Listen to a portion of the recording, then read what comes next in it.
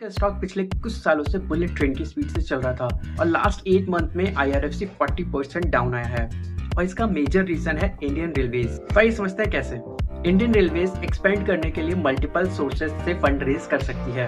पहला, इसे बजट के थ्रू गवर्नमेंट से पैसा मिलता है and the second one is internal resources, जहां पर टिकट कलेक्शन और अदर ऑपरेशंस के थ्रू इंडियन रेलवेज को पैसा मिलता है। और थर्ड ऑप्शन है ईबीआर यानी कि एक्स्ट्रा बजटरी रिसोर्सेज, और इसका मतलब है कि वेरियस फाइनेंशियल इंस्टीट्यूशन से फंड रेज कर सकती है। और यहीं पर आईआरएफसी का हमें इंपॉर्टेंट रोल देखने को मिलता है। आईआरएफसी का बिजनेस मॉडल बहुत सिंपल है, ये इंडियन रेलवेज को लोन देता है और उसके बदले में इंटरेस्ट कमाता है। तो आईआरएफसी का एकमात्र क्लाइंट हमें इंडियन रेलवेज ही देखने को मिलता है। लेकिन पिछले कुछ सालों से इंडियन रेलवेज ईबीआर के थ्रू फंड रेज नहीं कर रहा है। अगर पिछले 5 सालों का डेटा देखें और लास्ट 2 इयर्स में ईबीआर कुछ खास नहीं बढ़ा है, तो मतलब है कि आईआरएफसी के पास लोन देने के लिए बेहतर अपॉर्चुनिटीज नहीं थी और इसने आईआरएफसी की लोन बुक ग्रोथ को इम्पैक्ट किया और इसका असर हमें आईआरएफसी के रेवेन्यू और प्रॉफिटेबिलिटी पर दोनों पर ही देखने को मिलता है। इसी कारण से कंपनी अब डाइवर्सिफाई करने का सोच रही है। अब आईआरएफसी का रेलवेज से जुड़े इंफ्रास्ट्रक्चर प्रोजेक्ट्स को फाइनेंस करने का प्लान है, जैसे renewable energies, ports and logistics. इससे रेवेन्यू और मार्जिन दोनों बढ़ सकते हैं।